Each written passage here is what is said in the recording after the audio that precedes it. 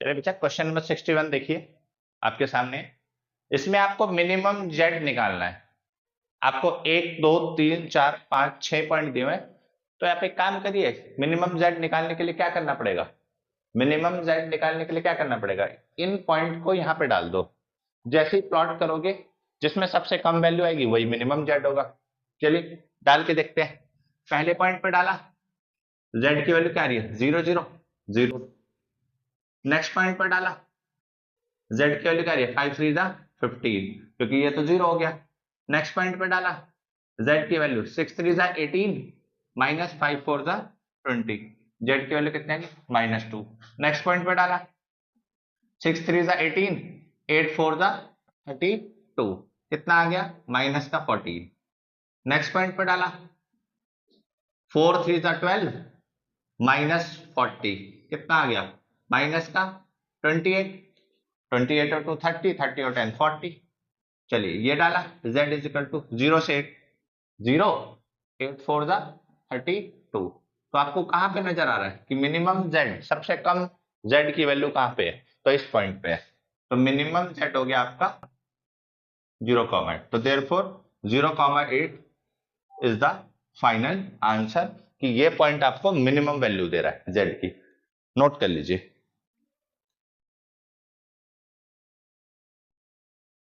Question number 62 पढ़ लीजिए। ए plus B सारे के सारे यूनिट वेक्टर है। तो एंगल ए और angle b, sorry vector a और वेक्टर बी। क्वेश्चन नंबर 62 पढ़ लीजिए। ए बी और ए प्लस बी जो वेक्टर है वो यूनिट वेक्टर है। तो आपको ए वेक्टर और बी वेक्टर के बीच में एंगल निकालना है। तो देखिए a vector plus b vector के बीच में एंगल कैसे आएगा?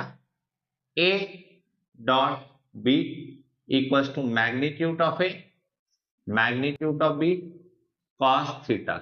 ये फॉर्मूला होता है दो वेक्टर के बीच में डॉट प्रोडक्ट निकालने का। A dot b equals to magnitude of a magnitude of b cos theta. अब इसको इसमें कैसे इंप्लीमेंट करें? देखिए इसमें इंप्लीमेंट कैसे होगा कि ए वेक्टर का मैग्नीट्यूड, बी वेक्टर का मैग्नीट्यूड और ए प्लस बी का मैग्नीट्यूड ऑलवेज इक्वल टू 1, क्योंकि ये यूनिट वेक्टर है और यूनिट वेक्टर का मैग्नीट्यूड हमेशा क्या होता है? 1। अब हमें ए और बी के बीच में एंगल निकालना है। देखो ए बी के बीच में एंगल तब निकलेगा, ए का मैग्नीट्यूड पता है, बी का मैग्नीट्यूड पता है, कॉस थीटा निकालना है, लेकिन ए डॉट बी की वैल्यू नहीं पता। तो ए डॉट बी की वैल्यू नहीं पता तो हम एक बहुत इंपॉर्टेंट रिजल्ट का यूज करते हैं, magnitude of a magnitude of b. A plus b जो वेक्टर है इसके मैग्नीट्यूड का स्क्वायर किसके इक्वल होगा? मैग्नीट्यूड ऑफ ए का स्क्वायर मैग्नीट्यूड ऑफ बी का square plus 2 times a dot b. ये रिजल्ट आप याद कर लीजिए, ये बहुत इंपॉर्टेंट रिजल्ट है। चलिए देखिए इसको, देखो करके दिखाता हूं कि कैसे आता है ये रिजल्ट। आप इसको ऐसे लिख सकते हैं a plus b dot a plus b. अब जब ए का ए से डॉट प्रोडक्ट होगा तो वो होगा मैग्नीट्यूड ऑफ ए का स्क्वायर, बी का बी से डॉट प्रोडक्ट होगा तो वो होगा मैग्नीट्यूड ऑफ बी का square plus 2 times a dot b. अभी आपको यूनिट वेक्टर दिया हुआ है तो यहाँ पे वैल्यू कितनी आ गई? 1। 1 का स्क्वायर 1, ये भी 1 आ गई, ये भी 1 आ गई, ये आ गया 2 a dot b plus 1 plus 1 2 हो गया, प्लस का 2 इधर आके -2, तो यहाँ पे आ गया -1। 2 मल्टीप्लाई में नीचे आके क्या आ गया? डिवाइड में। तो ए डॉट बी की जो वैल्यू आ गई वो आ गई माइनस का 1/2। अब हमें क्या निकालना है? Cos theta. तो कॉस थीटा का फॉर्मूला क्या होता है? ए डॉट बी अपॉन में magnitude of a magnitude of b. A dot b की वैल्यू अभी हमने निकाली है कितनी? माइनस का 1/2। ए का मैग्नीट्यूड 1, बी का मैग्नीट्यूड 1, कॉस थीटा। तो theta is equal to cos inverse minus का 1/2।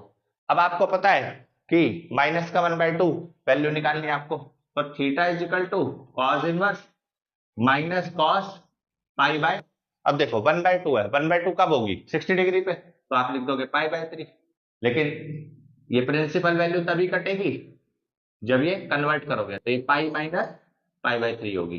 कॉस इनवर्स से कॉस चला गया, थीटा की वैल्यू 2 पाई/3। ठीक है बेटा, ये रिजल्ट बहुत इंपॉर्टेंट है।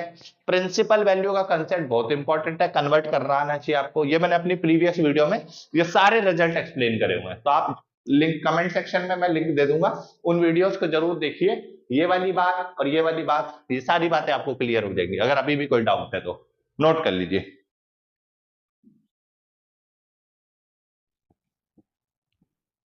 क्वेश्चन नंबर 63 पढ़ लीजिए। इंटीग्रेशन का क्वेश्चन है, एक्स स्क्वायर ई की power x cube into D x. देखिए ये इंटीग्रेशन का क्वेश्चन है। अब इसको सॉल्व करने के लिए एक चीज नोट करिए, ये एक्स क्यूब है, ये एक्स स्क्वायर है। तो जब मैं एक्स क्यूब को टी मानूंगा, पुट करूंगा एक्स क्यूब को टी, तो आपका 3x square into D x किसके इक्वल आ जाएगा, डी टी के, और x square into D x किसके इक्वल आ जाएगा, डी टी बाई 3 के इक्वल। तो यानी मेरा एक्स स्क्वायर और डी एक्स की जगह क्या वैल्यू लिख सकता हूं मैं, डी टी बाय 3, और एक्स क्यूब की जगह क्या लिख सकता हूं, टी।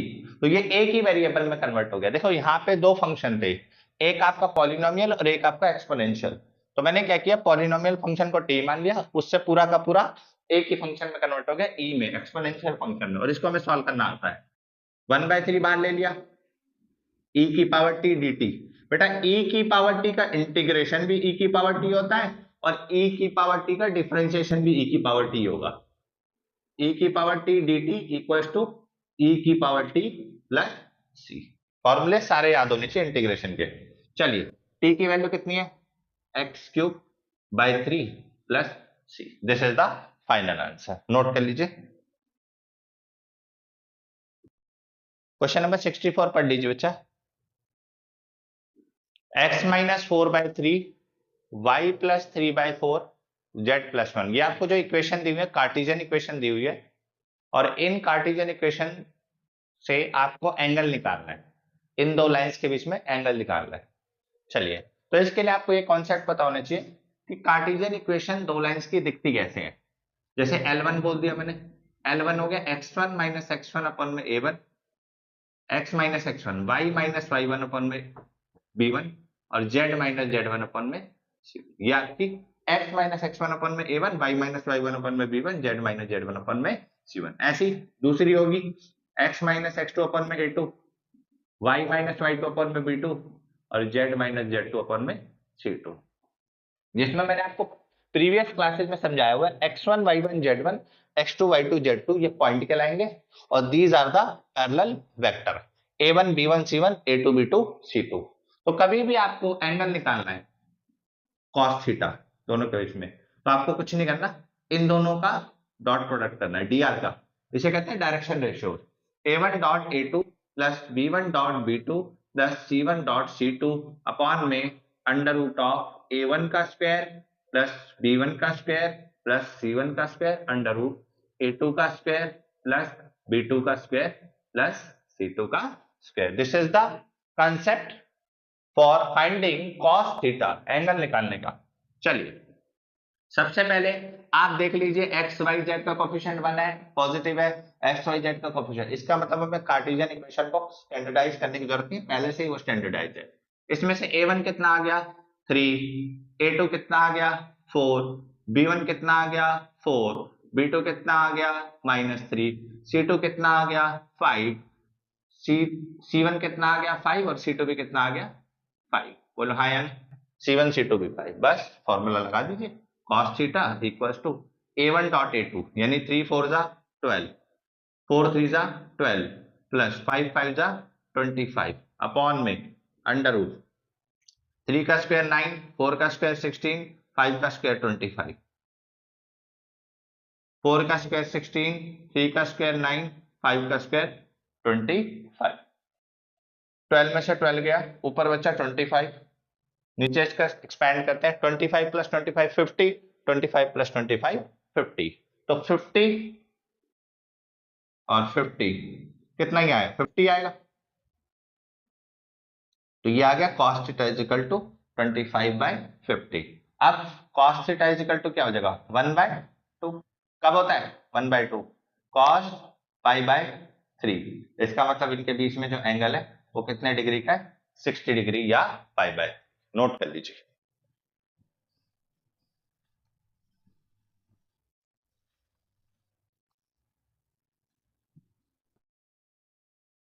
क्वेश्चन नंबर 65 पढ़ लीजिए। पॉइंट दिया हुआ है आपको और पैरेलल लाइन दिया कार्टेशियन इक्वेशन की फॉर्म में, आपको वेक्टर फॉर्म निकालनी है। देखिए वेक्टर फॉर्म कब निकलेगी, जब आपको पॉइंट पता होना चाहिए और पैरेलल वेक्टर पता होना चाहिए। पॉइंट तो आपको पता है, पैरेलल वेक्टर आप इससे निकालेंगे। देखिए कैसे निकालेंगे। पॉइंट आपको दिया हुआ a vector is equal to 2y minus 4j plus 5k, ये आपको पॉइंट दिया हुआ है। अब इस पैरेलल लाइन से आपको क्या निकालना है, पैरेलल वेक्टर निकालना है। और पैरेलल वेक्टर हमेशा कहाँ होता है, नीचे की तरफ होता है, जो dr होते हैं डिनोमिनेटर में। लेकिन ये स्टैंडर्ड फॉर्म नहीं है कार्टेशियन इक्वेशन की, क्योंकि यहाँ पे आप देख रहे हो यहाँ माइनस है, तो आप पहले इसे कन्वर्ट करो स्टैंडर्ड फॉर्म में। x माइनस माइनस 3 अपॉन में 3, क्योंकि फॉर्मूला होता है x माइनस x1 अपॉन में a, माइनस कॉमन लिया, y माइनस y1 अपॉन में b, z minus z1 upon में c। ये आपके पास, बस अब इसको क्या करना है, माइनस वाले को डिनोमिनेटर में ले आओ, आ गया। जैसे ही आपने इसको सिंप्लीफाई किया आपको पता चला कि आपके पास a कितना आ गया 3, b कितना आ गया -2 और c कितना आ गया 6। These are the drs of parallel vector. तो ये आपके पास क्या है, dr ऑफ पैरेलल वेक्टर। बस डायरेक्शन रेशियो आ गए, पॉइंट आपको पता है, वेक्टर फॉर्म निकाल दो। r vector equals to a vector plus lambda b vector. बोलो a वेक्टर क्या है, 2y minus 4j plus 5k plus lambda, b vector क्या है 3i minus 2j plus 6k। ये आपके पास फाइनल आंसर आ गया वेक्टर फॉर्म, नोट कर लीजिए। चलिए क्वेश्चन नंबर 66, इंटीग्रेटिंग फैक्टर आपको निकालना है। क्वेश्चन आपको दिया होगा find the integrating factor of differential equation. तो देखिए इंटीग्रेटिंग फैक्टर कैसे निकलता है, उसके लिए आपको लीनियर की नॉलेज होनी चाहिए। अगर आपको लीनियर की नॉलेज नहीं है तो हल्का सा मैं आपको आइडिया दूंगा यहाँ पे कि इंटीग्रेटिंग फैक्टर कैसे निकलता है। चलिए सबसे पहले आपको क्या करना है कि आपको dy बाई dx को अकेला करना है, सेपरेट, मतलब उसके पास कुछ भी नहीं होना चाहिए। तो dy बाई dx को अकेला तभी कर पाओगे जब पूरी इक्वेशन को x से डिवाइड करोगे। एग्री, ये वाला x x कट गया, dy by dx plus 2 by x y equals to x, x square से एक्स कट गया, ठीक है। अब देखिए इंटीग्रेटिंग फैक्टर निकालने के लिए आपको लीनियर की दो टाइप पता होनी चाहिए। लीनियर की बेटा एक टाइप होती है जिसमें आप dy by dx plus p y equals to q ऐसी फॉर्म बनाते हैं, और p और q आपके x के टर्म्स में होते हैं, x के टर्म में होता है, p और q दोनों आपको x के टर्म में मिलेंगे। दूसरी आपके पास लीनियर होती है जिसमें आप dx अपन में dy करते हैं plus px equal to q, तब आपके पास p और q y के टर्म्स में होते हैं। अब चेक करिए dy बाई dx आ रहा है प्लस दिस एक्सप्रेशन आ रहा है प्लस दिस एक्सप्रेशन। देखो इसमें आपको dy बाई dx है यानी q की वैल्यू क्या होगी, x होगी। अब आपको p की वैल्यू डिसाइड करनी है, p की वैल्यू या तो 2y होगी या 2/x होगी। तो ऑब्वियस सी बात है जब q x में है तो p भी तो आपका x में होगा, तो p की वैल्यू क्या होगी 2/x। तो आप इसको इसके साथ कंपेयर करोगे तो अपने आप पता चल जाएगा p की वैल्यू 2/x थी, तभी मैंने इसको सेपरेट करके लिख दिया। ये p हो गया और ये q हो गया। और इंटीग्रेटिंग फैक्टर का अगर आप फॉर्मूला जानना चाहते हो तो इंटीग्रेटिंग फैक्टर का फॉर्मूला होता है e की पावर p dx, ठीक है। इस केस यहां पे लिख देता हूं, यहाँ पे इस केस में इंटीग्रेटिंग फैक्टर का e की पावर p dx और इस केस में इंटीग्रेटिंग फैक्टर का e की पावर p dy हो जाएगा। दोनों केस में मैंने आपको समझा दिया कि क्या होगा इंटीग्रेटिंग फैक्टर, e की पावर p dy। अब यहाँ पे e की पावर p dx हुआ तो इसका मतलब integrating factor equals to e की पावर p कितना है 2/x इंटू dx। इसको ऐसे भी लिख सकता हूं dx अपन में x, और 1/x का इंटीग्रेशन क्या होता है log x। अब log की एक प्रॉपर्टी होती है, क्या प्रॉपर्टी होती है कि आप a log b लिखो या फिर log b लिख के उसको पावर में लिख दो, b की पावर a लिख दो, दोनों बातें सेम है, तो हम यहां भी यही करेंगे, e की पावर log x स्क्वायर। अब ध्यान रखना है e की पावर log हमेशा आपको 1 की तरह ट्रीट किया जाएगा और यहाँ पे आंसर जो आएगा वो आएगा x स्क्वायर। तो this is the final answer. तो e की पावर log हट गया, क्या आंसर आ गया, x स्क्वायर आ गया। तो e की पावर log fx हमेशा fx के इक्वल होता है, जो भी फंक्शन होगा, e की power log fx is always equal to fx। तो ये कुछ बातें हैं जो आपको पता होंगी, तो आप आराम से इंटीग्रेटिंग फैक्टर का क्वेश्चन कर सकते हैं। ठीक है, ये बहुत इंपॉर्टेंट चीजें हैं।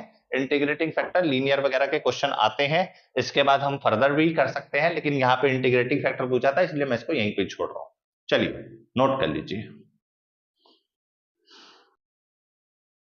Question number 67, cos 2x upon में sin square x dot cos square x dx।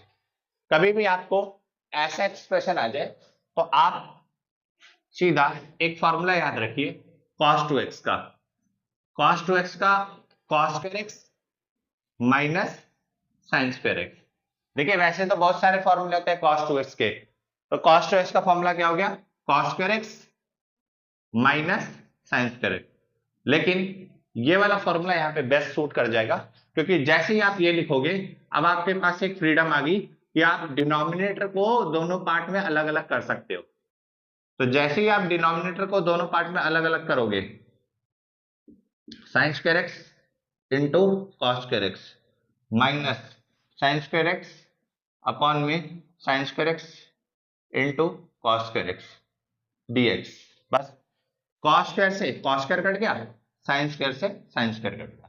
जैसे cos स्क्वायर से cos स्क्वायर कट गया तो ये हो गया कोसिकेंट स्क्वायर x, और ये क्या हो गया, सीकेंट स्क्वायर x। बस अब दोनों का इंटीग्रेशन आपको पता है, कोसिकेंट स्क्वायर x का क्या है, माइनस का cot x, और सीकेंट स्क्वायर क्या है, माइनस का tan x plus c। This is the final answer.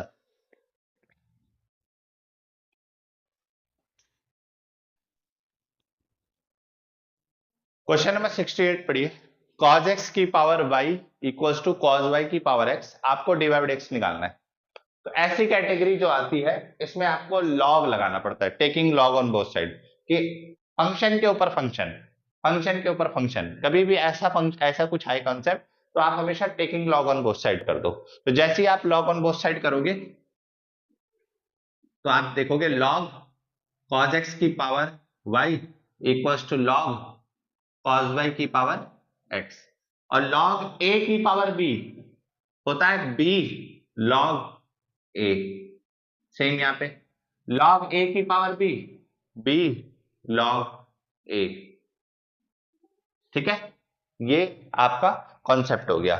ठीक है, अब क्या करें नेक्स्ट, अब आपको क्या निकालना है, dy बाई dx निकालना है। तो dy बाई dx निकालना है तो आप डेरिवेटिव कर दो, तो इसमें तो प्रोडक्ट रूल लग जाएगा दोनों में, y छोड़ा log cos x का किया, देखो log x का होता है 1 अपॉन में x, तो अगर अंदर cos x है तो cos x, फिर cos x का क्या होता है, माइनस का sin x plus log cos x छोड़ा y का कितना हुआ, dy बाई dx। नेक्स्ट देखो x छोड़ा log cos y का क्या हुआ, 1 अपन में cos y, और cos y का क्या हुआ, sin y माइनस का, और फिर y का क्या हुआ, dy by dx।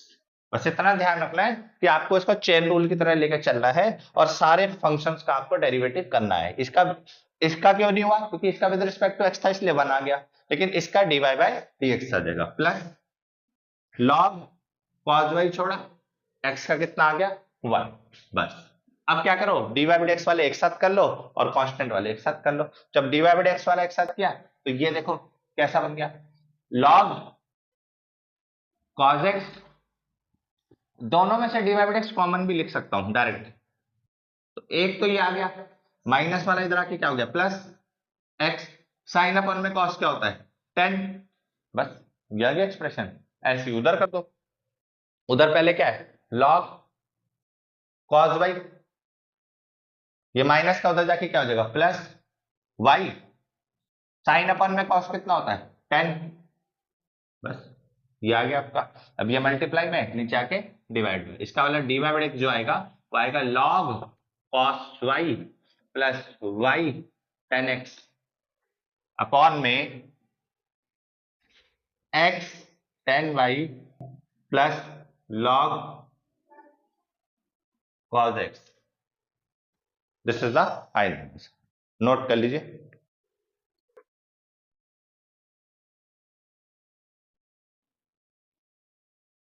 Question number 69 पढ़ लीजिए। x equals to a cos theta plus b sin theta, y equals to a sin theta minus b cos theta. चार ऑप्शन आपको दिए हुए हैं और चारों में से कौन सा ट्रू है। और चारों ऑप्शन में हम अगर एक चीज देख रहे हैं तो डबल डेरिवेटिव तो कर ही रहा है। हम एक काम करते हैं, पैरामीट्रिक फॉर्म का क्वेश्चन है और पैरामीट्रिक फॉर्म को किस तरीके से करते हैं, पहले आप इसको अलग से कर लो, इसको अलग से कर लो, इसको थीटा के रिस्पेक्ट में कर लो, इसको भी थीटा के रिस्पेक्ट में, फिर जो आंसर आएगा उसको dy by dx में कन्वर्ट कर लेते हैं। देखिए कैसे होगा। dx अपॉन में d थीटा, cos का क्या होता है sin, तो माइनस का a sin थीटा, sin का क्या होता है cos plus b cos theta. Condition number 1 होगी। नेक्स्ट dy अपॉन में d थीटा, वहां पे कर लो, sin का क्या होगा cos माइनस माइनस प्लस, क्योंकि cos का क्या होगा माइनस sin 2। अब दोनों को डिवाइड कर दो तो dy बाय dx कैसे निकलेगा, dy by d theta upon में dx by d theta. dy by d theta का मतलब a cos theta plus b sin theta upon में b cos theta minus a sin theta. बोले इतनी बात समझ आई, ये वाली चीज यह रखती। अब एक बार जरा चेक करो कि ये कुछ एक्सप्रेशन x और y में तो नहीं आ रहा। a cos theta b sin theta, देखो x के बराबर है, आप लिख दो x के equal, b cos theta a sin theta. अगर मैं इसमें से नेगेटिव कॉमन ले लूं तो ये बन जाएगा a sin theta minus b cos theta, और a sin theta minus b cos theta y की वैल्यू है। यहाँ पे आप लिख दो x अपॉन में माइनस y, क्योंकि बेटा थीटा में तो आंसर था ही नहीं ना, इसलिए मैंने इसको कन्वर्ट कर लिया x और y में। बस अब आपका एक्सप्रेशन जो आ गया वो dy by dx is equal to minus का x अपॉन में y। अब इसका डबल डेरिवेटिव कर दो। डबल डेरिवेटिव कैसे होगा, d2y अपॉन में dx स्क्वायर, नीचे वाले का स्क्वायर, नीचे वाला छोड़ा ऊपर वाले का करा 1 माइनस x छोड़ा y का करा dy by dx। ठीक है जी। चलिए अब देखिए, अगर मैं माइनस अंदर मल्टीप्लाई कर दूं तो साइन चेंज हो जाएंगे मेरे, d2y अपॉन में dx स्क्वायर इक्वल्स टू, तो ये बन जाएगा x dy by dx, और माइनस मल्टीप्लाई किया तो माइनस माइनस प्लस का हो गया, और y किसका बन गया माइनस का बन गया, अपॉन में y स्क्वायर। बस ये y स्क्वायर डिवाइड में इधर आके क्या कर दो मल्टीप्लाई में, तो d2y अपॉन में dx square equals to x dy by dx minus y। चलिए अब ये पूरा का पूरा एक्सप्रेशन इधर ले आते हैं, तो फाइनल आंसर क्या बना, y स्क्वायर d2y अपॉन में dx square minus x dy by dx minus y, इधर आके क्या गया plus y equals to 0। This is the final answer. अब देख लीजिए कौन सा ऑप्शन सही था।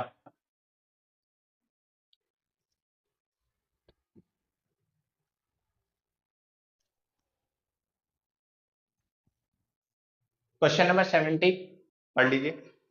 x plus y 79 x minus y equal to 2794 x और y की वैल्यू निकालनी है। देखिए कैसे करेंगे, आप एक काम करो सीधा सा तरीका, x प्लस वाई को 2 के इक्वल रख दो, क्योंकि जब दोनों मैट्रिक्स इक्वल है तो इसका पहला एलिमेंट इस पहले एलिमेंट के इक्वल होगा, कंडीशन नंबर 1 होगी। Second condition x minus y is equal to 4 रख दो, ये आपकी सेकंड कंडीशन आ गई। बस अब आप एलिमिनेशन मेथड या सब्स्टिट्यूशन मेथड किसी तरीके से भी आप कर लो, या आप दोनों को एक बार ऐड कर दो। 1 और 2 को ऐड करोगे, x और x कितना 2x, 4 प्लस 2 कितना 6, तो x की वैल्यू कितनी आ गई 3। अब एक बार दोनों को सब्ट्रैक्ट कर दो तो x से x कट जाएगा, y प्लस y हो जाएगा और 2 माइनस 4 हो जाएगा दोनों को सब्ट्रैक्ट करने पर। तो 2y equals to minus 2, y की वैल्यू कितनी आ गई -1। आपको किसकी वैल्यू निकालनी है, x इंटू वाई की, x की वैल्यू 3, y की वैल्यू -1, तो xy कितना आ गया -3। बस बेसिक सा कॉन्सेप्ट था, नोट कर लीजिए।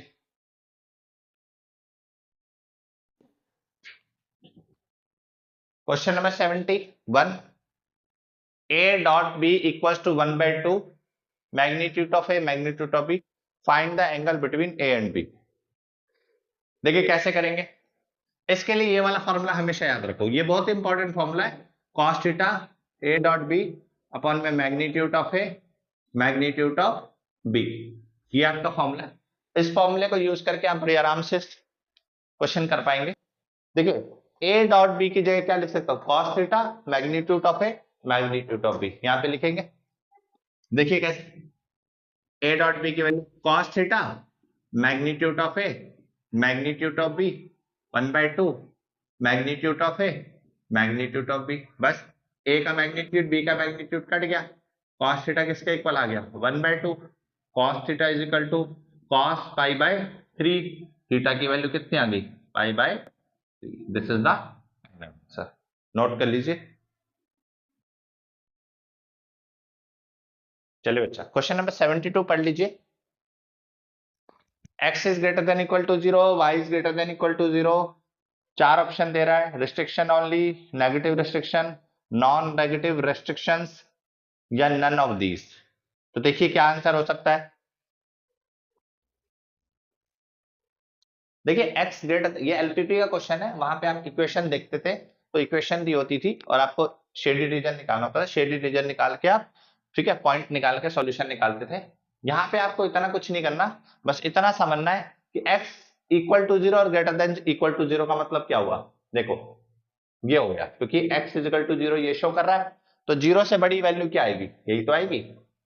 और y इक्वल टू 0 और y ग्रेटर देन 0 ये वैल्यू आएगी। इसका मतलब इसने क्या किया, आपके जो रीजन है उसको फर्स्ट क्वाड्रेंट में बाउंडेड कर दिया। फर्स्ट क्वाड्रेंट में बाउंडेड करने का मतलब वो आपको कह रहा है कि जितना भी आंसर आएगा वो सारा का सारा पॉजिटिव वैल्यू लेनी है।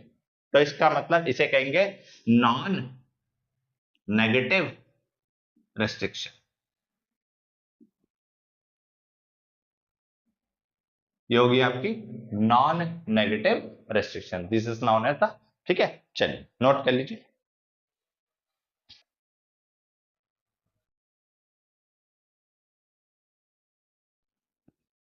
क्वेश्चन नंबर 73 पढ़ लीजिए। बेटा डिटर्मिनेंट दिया हुआ है एडजॉइंट ऑफ ए का, कितना 64। क्वेश्चन नंबर 73 पढ़ लीजिए।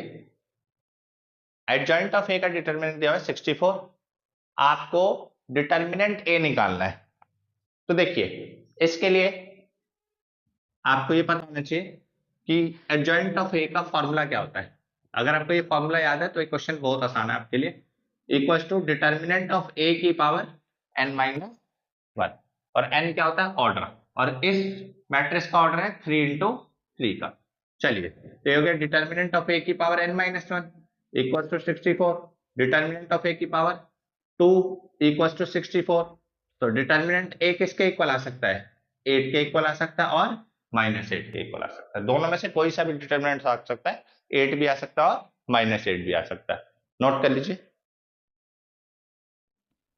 क्वेश्चन नंबर 74 पढ़ लीजिए। कह रहा है पी की किस वैल्यू के लिए ये परपेंडिकुलर है। तो दो वेक्टर कभी भी परपेंडिकुलर होते हैं, इसका मतलब उन दोनों का डॉट प्रोडक्ट 0 होता है। तो 2i plus pj plus k dot -4i -6j plus 26 k cap equals to 0। तो ये कॉन्सेप्ट आपको पता होना चाहिए। चलिए -8 -6p plus 26 equals to 0, minus का 6p उधर जाके प्लस का 6p हो जाएगा, ये कितना हो जाएगा 18 और 6 से चला गया 3 पे। तो p की वैल्यू 3 के लिए इसका आंसर परपेंडिकुलर आ जाएगा। नोट कर लीजिए।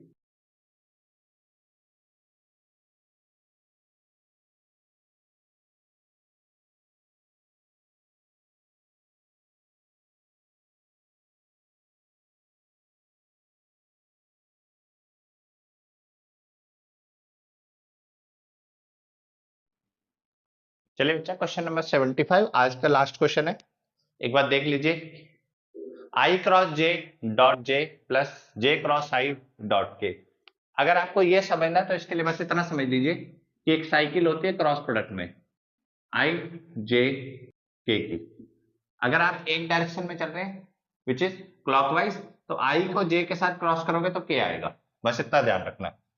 तो आई को जब मैंने जे के साथ क्रॉस किया तो के क्या पाया, डॉट जे कैप। फिर जे को मैंने आई के साथ किया तो जे क्रॉस आई, यानी साइकिल चली एंटी क्लॉकवाइज। तो जब एंटी क्लॉकवाइज चलेगी तो आएगा तो के ही, लेकिन वो आंसर आएगा माइनस का के कैप। बस इतना ध्यान रखना। अगर क्लॉकवाइज चल रही है तो पॉजिटिव रिजल्ट, एंटी क्लॉकवाइज चल रही है तो नेगेटिव रिजल्ट। अब दो, ठीक है, ये यूनिट वेक्टर है, दो का डॉट प्रोडक्ट अगर सेम है तो 1 आएगा, डिफरेंट है तो 0 आएगा। तो डॉट में ये 0 हो गया, सेम होने की वजह से ये कितना हो गया 1 1 माइनस का और प्लस का, तो आंसर आएगा -1। तो this is the final answer. बस ये नोट कर लो कि के डॉट के 1 हो जाएगा, लेकिन के डॉट जे या किसी और के साथ भी करो तो 0 हो जाएगा। बस ये बेसिक नॉलेज होनी चाहिए। चलिए बच्चा नोट कर लीजिए। आज के लिए इतना ही, मिलते हैं नेक्स्ट पार्ट में विच इज पार्ट 5। इसी तरीके से हम क्वेश्चन सॉल्व करते रहेंगे और आपको डिफरेंट डिफरेंट क्वेश्चन से कॉन्सेप्ट के साथ एक डिटेल एक्सप्लेनेशन में देता रहूंगा ताकि आपकी एग्जाम्स की प्रिपरेशन बेहतर हो जाए क्वेश्चनों की हेल्प से। चलिए ध्यान रखिए अपना, take care, bye bye, over and out.